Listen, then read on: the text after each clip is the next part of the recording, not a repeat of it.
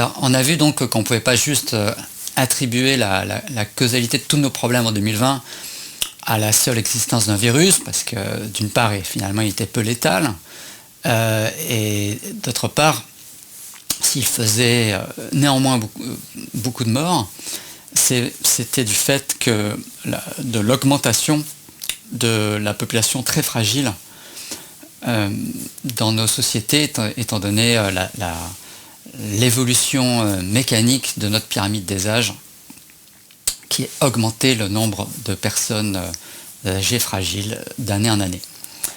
Mais il y a une autre raison en fait qui fait qu'on ne peut pas affecter au seul virus la surmortalité de 2020, c'est le fait qu'on ait organisé officiellement une sorte de refus de soins afin de ne pas trop engorger les hôpitaux et de favoriser plutôt les nouveaux médicaments sous brevet et les vaccins.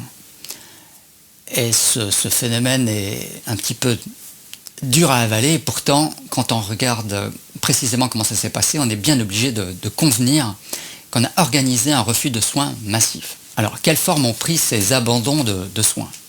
La première chose absolument incroyable, c'est qu'on a évacué les médecins de ville de la première ligne pour la prise en charge des malades, alors que, par définition, il y a des médecins de ville partout, que cette épidémie s'est répandue sur tout le territoire. Donc la première chose à faire, c'est de faire l'inverse, c'est-à-dire de mobiliser tous les médecins de ville pour qu'ils s'occupent des gens qui ont attrapé cette maladie, qu'ils les suivent de près et qu'ils les soignent autant que faire se peut au fur et à mesure. Or, on les a officiellement évacués, c'est-à-dire qu'il ne fallait pas aller voir son médecin.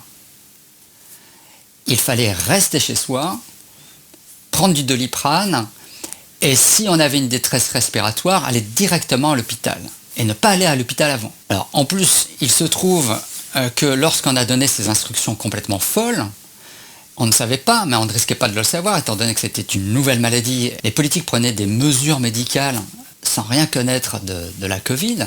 Il se trouve que les complications dans la deuxième et la troisième phase de cette maladie ne sont plus issues du virus, mais des réactions auto-immunes, pour ce que j'en ai compris.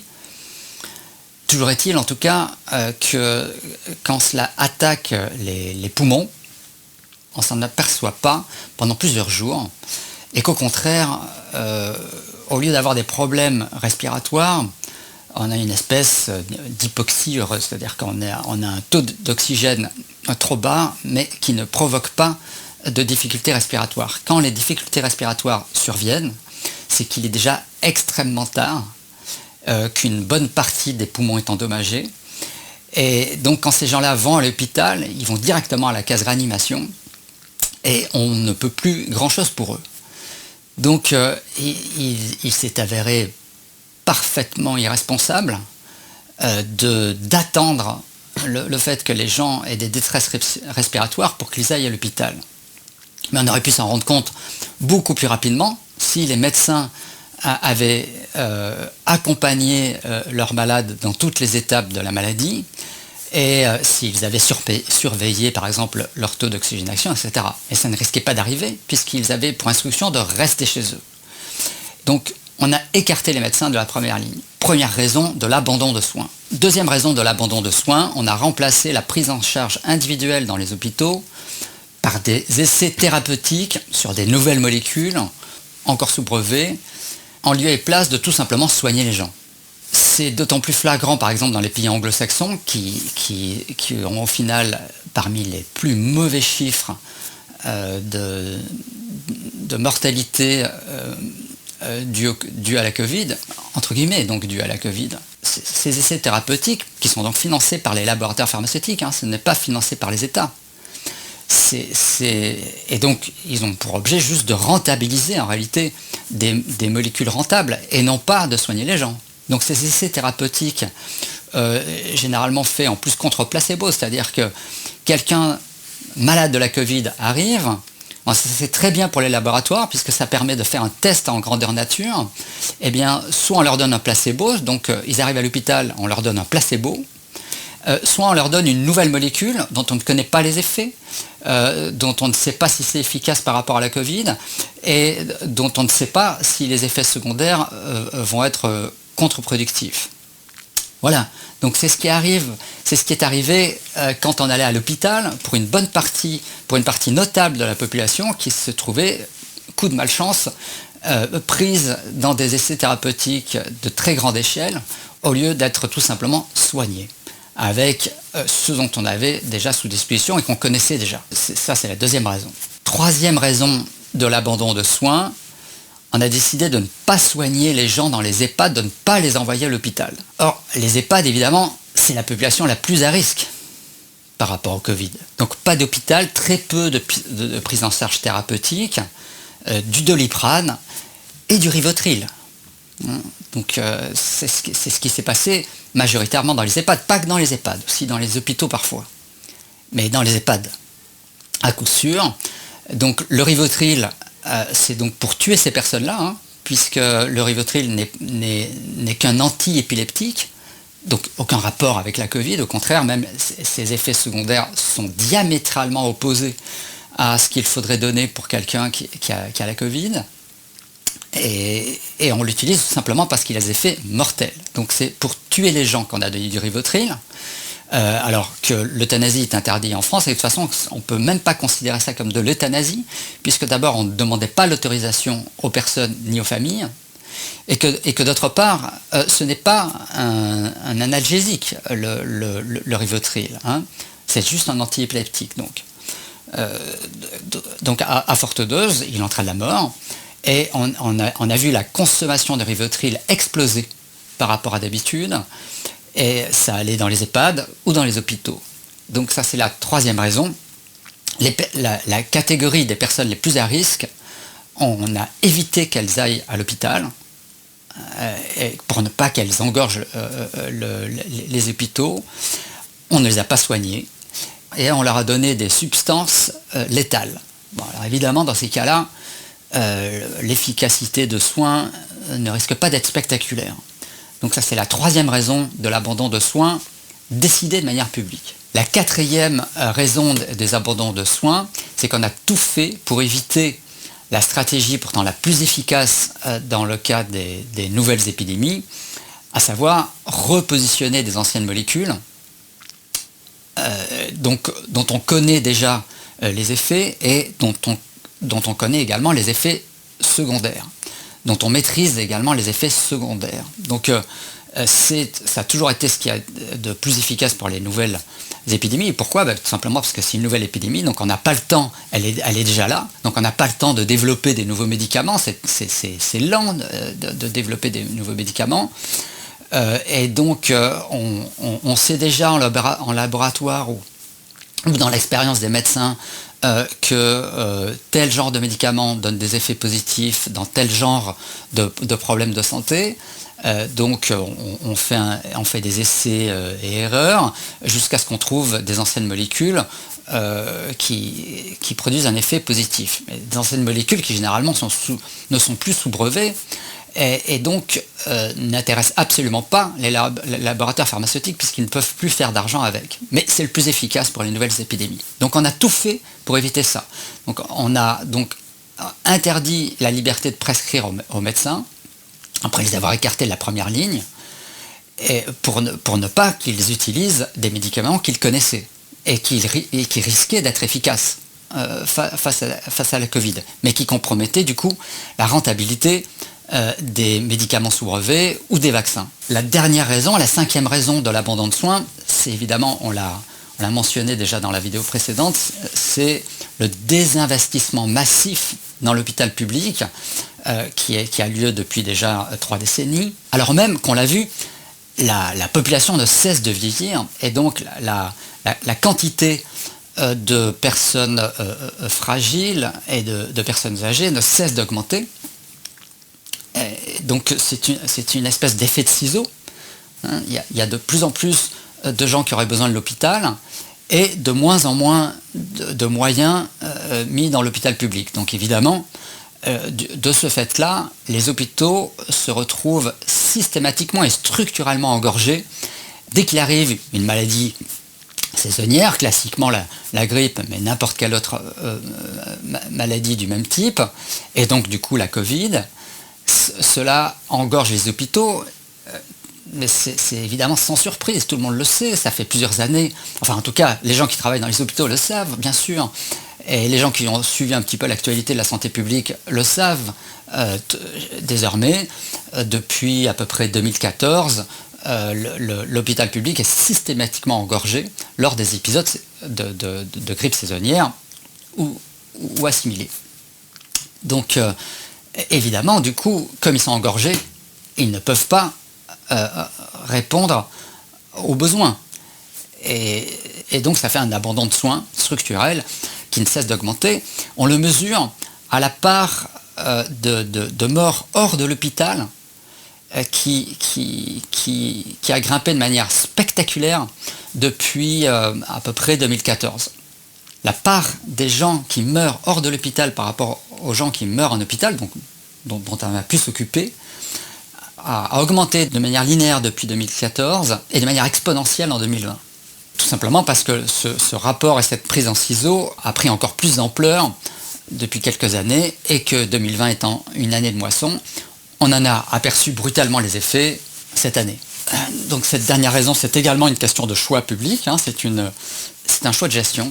Et la suppression des lits a continué pendant la Covid. On sait qu'il y a eu des centaines de suppressions de lits, pendant même qu'on confinait, ce qui ne servait à rien, et qu'on faisait des tas de mesures totalement délirantes pour ne pas saturer l'hôpital, alors qu'on continuait de supprimer des lits. Donc voilà, ce sont les 5 raisons structurelles qui font qu'en 2020, il y a eu un spectaculaire abandon de soins vis-à-vis des personnes fragiles, et que donc fatalement, les conséquences létales de ce virus finalement peu dangereux a eu néanmoins comme conséquence de faire toute une série de morts qu'on aurait pu éviter. Alors pourquoi le storytelling, enfin le récit officiel, fonctionne-t-il auprès d'une partie importante de la population, malgré tout ce que je viens de décrire? Eh bien parce qu'il s'appuie sur une tendance lourde de notre époque, à savoir l'individualisation et la dépolitisation des problèmes collectifs. Donc le récit officiel, c'est donc si les individus ont le bon comportement, c'est-à-dire s'ils se masquent, s'ils restent distants les uns des autres, s'ils restent confinés chez eux, eh bien ils éviteront l'engorgement des hôpitaux et donc ils sauveront des vies. Et s'ils ne le font pas, eh bien ils ne pourront s'en prendre qu'à eux-mêmes, et c'est pour ça qu'il y aura des morts. Donc ce récit est totalement pervers, hein, c'est-à-dire qu'il incrimine, il culpabilise les victimes, et il défausse les responsables politiques des décisions publiques totalement aberrantes que je viens de citer. Donc c'est une inversion en réalité de la réalité. D'autre part, il s'appuie en plus sur des pratiques qu'il préconise totalement aberrantes, inutiles. Si on n'avait jamais fait de confinement lors des nouvelles épidémies dans les sociétés modernes, c'était tout simplement parce que c'était aberrant. On l'avait appris que c'était aberrant, c'est-à-dire mettre ensemble des personnes saines et des personnes malades lors d'une épidémie, c'est juste pas une bonne idée. D'autre part, confiner les gens, alors que c'est dans les espaces confinés, évidemment, qu'on est le plus susceptible d'attraper des maladies infectieuses, ou faire des couvre-feux, c'est-à-dire rassembler dans le temps. Le confinement, c'est rassembler dans l'espace. Le couvre-feu, c'est rassembler dans le temps des personnes qui sont du coup beaucoup plus susceptibles d'attraper donc une infection qui traîne. Donc toutes ces mesures-là sont délirantes au niveau pratico-pratique, au niveau de leurs effets concrets. Pareil, le masque en extérieur, un masque qui n'est pas fait d'ailleurs pour filtrer des virus, en extérieur, c'est du grand n'importe quoi. Rester isolés les uns des autres, c'est certainement moins important en réalité que se laver les mains, même si une certaine distance, pour le coup, peut être relativement efficace sans en attendre des miracles. Mais les mesures les plus massivement efficaces venaient d'être mises de côté et des pansements sur des jambes de bois étaient proposés en lieu et place de ces mesures efficaces. Donc ça a pris parce que ça reposait donc sur l'individualisation du problème. Donc c'est un petit peu comme dans l'écologie, vous voyez, c'est au lieu de voir les mesures structurelles qui causent et qui du coup pourraient solutionner à l'envers les problèmes structurels, eh bien non, on met en avant la responsabilité morale des individus et leur comportement individuel qui doivent remplacer du coup les politiques structurelles. Donc ce genre de récit, hélas, prend toujours un peu, et c'est ce qui s'est passé lors de la Covid.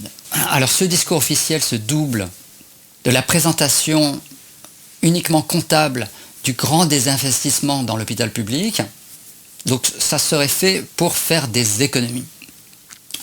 Étant donné l'augmentation de la dette publique, étant donné la pression concurrentielle sur le coût du travail et donc l'importance des charges sociales, c'est-à-dire des cotisations sociales et des salaires différés, sur ce coût du travail, il serait devenu nécessaire de faire des économies drastiques, radicales, sur les coûts de santé.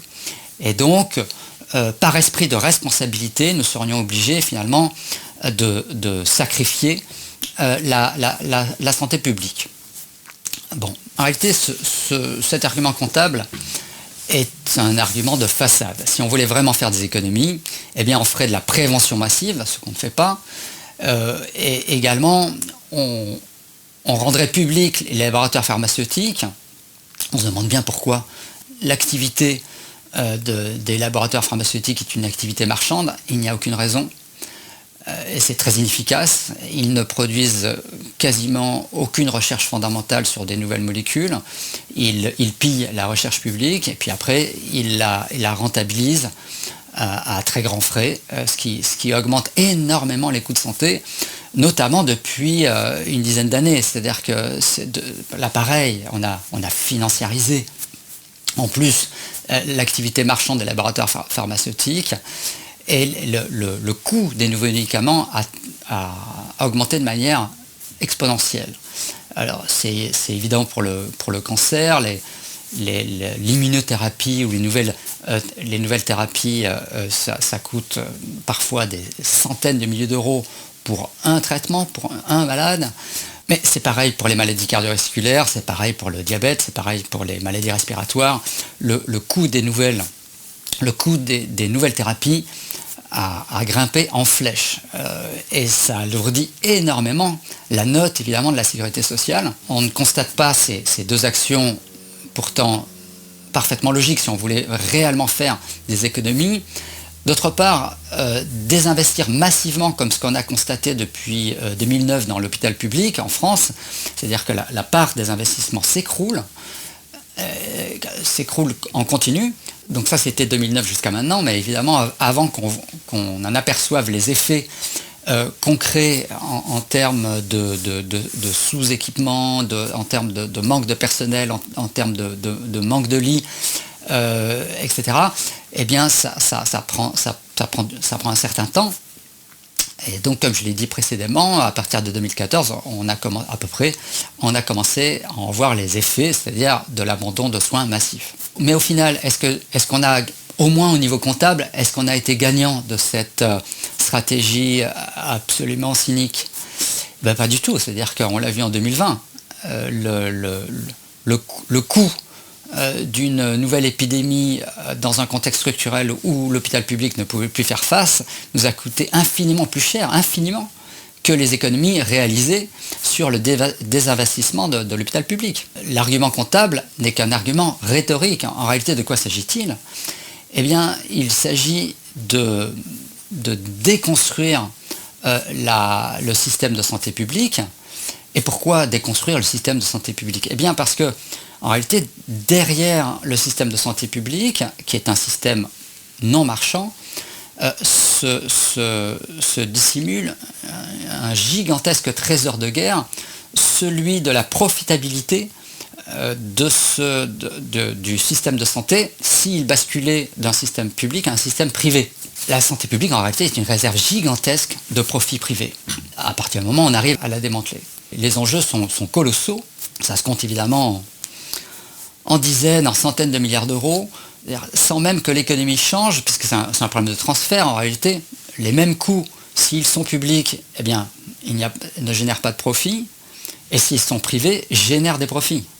Donc, à économie égale, et sans faire le moindre investissement entrepreneurial ou que sais-je, eh bien, on peut tout simplement capter une part gigantesque de la richesse collective, tout simplement en changeant le statut de cette activité. Si elle devient privée au lieu d'être publique, eh bien, la même activité génère des profits alors qu'elle n'en générait aucun. Donc c'est cette logique-là qui est derrière la déconstruction de l'hôpital public. C'est absolument pas une logique comptable, c'est une logique de profit.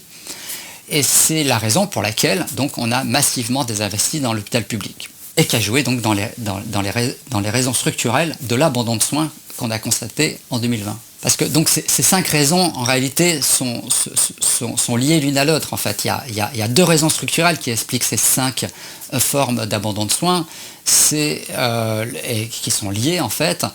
C'est le fait d'essayer de ne pas rendre visibles les conséquences du désinvestissement dans l'hôpital public, donc du coup empêcher les gens d'aller à l'hôpital, et d'autre part ne pas les soigner, parce que ne pas les soigner librement, donc en laissant les médecins agir et les gens dans les hôpitaux agir librement, parce que s'ils le font, ils vont utiliser des molécules efficaces, mais des molécules qui ne génèrent pas de profit, au lieu d'utiliser des molécules encore sous brevet et des vaccins qui, elles, génèrent des profits. Donc ces 2 raisons, en réalité, se rejoignent et expliquent toutes les 5 formes d'abandon de soins qui ont été décrites. Alors, moi, ma conclusion politique sur cet ensemble de faits, le système de santé publique, le système de protection sociale est un des piliers fondamentaux de l'État social d'après-guerre. Il a très fortement contribué à l'augmentation du niveau et de la qualité de vie des Français après la guerre. Donc tous ceux qui n'ont que leur travail comme source de revenus, ils sont donc très logiquement très attachés à ce pilier de l'État social, puisqu'il les protège. Donc c'est parfaitement évident. Cela compte beaucoup pour les Français de pouvoir compter sur un système de santé publique efficace et financé par la sécurité sociale. C'est un élément essentiel de leur sécurité matérielle. Alors comment on a pu arriver à une telle déconstruction de ce pilier essentiel de l'État social, alors que la très grande majorité veut exactement l'inverse. Elle veut renforcer ce système de protection, alors que toutes les décisions publiques depuis des décennies ne vont que dans une seule direction, la destruction de ce pilier. Ça peut arriver quand on n'est plus en démocratie. Si on n'est plus en démocratie, eh bien, contredire la volonté générale très majoritaire devient structurellement possible. Donc en réalité, l'état d'un système de soins publics est un très bon indicateur de la santé démocratique d'une société. Pour que le système de santé publique ne soit pas au bord de l'explosion dès qu'une tension apparaît, et alors que notre population va continuer de vieillir fortement, eh bien, il faudrait réinvestir massivement dans l'hôpital public, il faudrait rendre à un statut non marchand l'activité des laboratoires pharmaceutiques, il faudrait réformer profondément les autorités de régulation de la santé qui sont structurellement gangrenées par des conflits d'intérêts, il faudrait privilégier structurellement la mobilisation et l'étude des anciennes molécules pour les repositionner en cas de nouvelle épidémie. Il faudrait attendre d'avoir des vaccins efficaces et sûrs avant de les généraliser dans la population bien portante, etc., etc. Il faudrait. Mais c'est très bien de le savoir, et c'est très important de le dire, Mais en réalité, dans le contexte institutionnel qui est le nôtre, ça n'a pas plus de valeur et de portée que des propos de comptoir. Et quand on se place dans ce genre de discours, il faudrait, dans un pays qui a perdu sa souveraineté, on joue à la dinette en quelque part. On dirait qu'on pourrait changer le système de santé. Oui, mais le problème, c'est que nous sommes redevenus des mineurs en politique. Et les grands choix institutionnels, les grandes orientations collectives, sont des affaires d'adultes, sont des affaires de personnes responsables qui maîtrisent leurs choix, qui arbitrent en dernier ressort, en position institutionnelle, de trancher, d'arbitrer les grandes orientations collectives. Ça, ce sont des adultes qui font ça. Mais là, nous sommes donc des mineurs en politique. Nous sommes redevenus des mineurs politiques, des sujets de la gouvernance supranationale. Les politiques de santé publique dépendent des politiques budgétaires, qui dépendent elles-mêmes des traités européens et de la Commission européenne. Le problème ne se limite pas à Macron ou au fait que l'opposition n'est pas encore au pouvoir. Le problème est que nous sommes dans des institutions où nous n'avons plus la main sur les grandes orientations. Certains disent, cependant, que si la Commission européenne ou les traités européens nous interdisent de faire ce qu'on doit faire, eh bien nous devons leur désobéir. C'est apparemment le maximum que l'opposition en position de visibilité est capable de nous proposer comme programme de rupture avec l'ordre néolibéral. Il faudrait désobéir aux traités et à la Commission. Mais désobéir, c'est reconnaître l'autorité des institutions auxquelles on obéit ou on désobéit. Mais pourquoi reconnaître une autorité supérieure et extérieure à la communauté des citoyens, à la nation, qui est censée être souveraine et donc ne dépendre d'aucune autre autorité supérieure? Il ne s'agit pas de faire une crise d'adolescence, de se révolter ou de désobéir à l'autorité légitime, à devenir des délinquants temporaires. Il s'agit de redevenir ce que nous sommes, des adultes, des membres d'une communauté politique souveraine, et ne reconnaître aucune autre autorité supérieure à la nôtre, et vis-à-vis de laquelle elle devrait obéir ou désobéir. Donc voilà, moi ça c'est ma conclusion politique à tout cet ensemble. Si on va arrêter de faire de l'abandon de soins structurels et se laisser glisser sur une pente où chaque année de moisson nous devrons compter nos morts, eh bien c'est comme sur tous les autres problèmes structurels, il va falloir reprendre les rênes, reprendre les manettes et ne plus reconnaître d'autre autorité que celle de la nation souveraine. Évidemment, je radote un peu, mais c'est normal puisqu'apparemment c'est finalement peu entendu.